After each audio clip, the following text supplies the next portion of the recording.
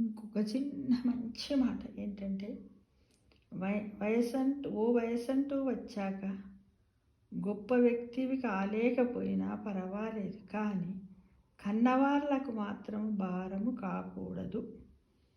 అంటే దీన్ని అర్థం చేసుకున్నట్టయితే చాలా ఉంది. దీని గురించి ఎంతనన్నా చెప్పొచ్చు, మాట్లాడవచ్చు ఫ్రెండ్స్. అంటే మనకు కొంత వయసు వస్తుంది, వచ్చింది అంతసేపు మన పిల్లలను పెంచడం చేయడం వల్ల సెటిల్మెంట్లోనే ఉంటాం. కానీ నేను వాడిని పెంచిన, వాడు నన్ను పోవాలి చూడాలి అని అనుకోవద్దు.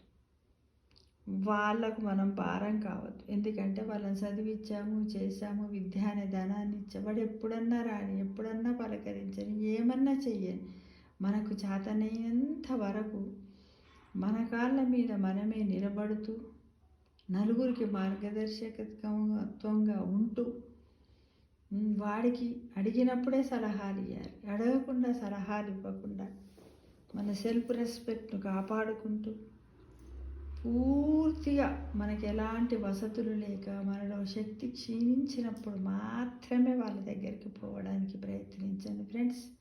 60 దాటిన ప్రతి ఒక్కరు కూడా అదే పాటించాలని నేను ఆశిస్తున్నాను. ఎందుకంటే మనం ఉండడం వల్ల వాళ్ళకి ఇబ్బంది పెట్టిన వాళ్ళమే అవుతాం. ఎందుకంటే మన ఫుడ్ టైమింగ్స్ అలాగు, స్లీపింగ్ టైమింగ్స్ అలాగు, మనం తీసుకునే ఫుడ్ అలాగు, వాళ్ళు తినే ఫుడ్ అలాగు.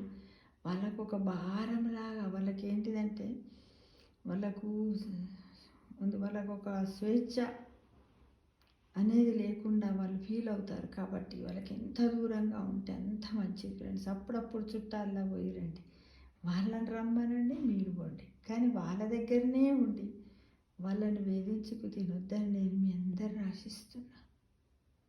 మరి ఒక్కసారి వయసంటూ వచ్చాక గొప్ప వ్యక్తివి కాలేకపోయినా పర్వాలేదు, కానీ కన్నవాళ్లకు మాత్రము భారము కాకూడదు.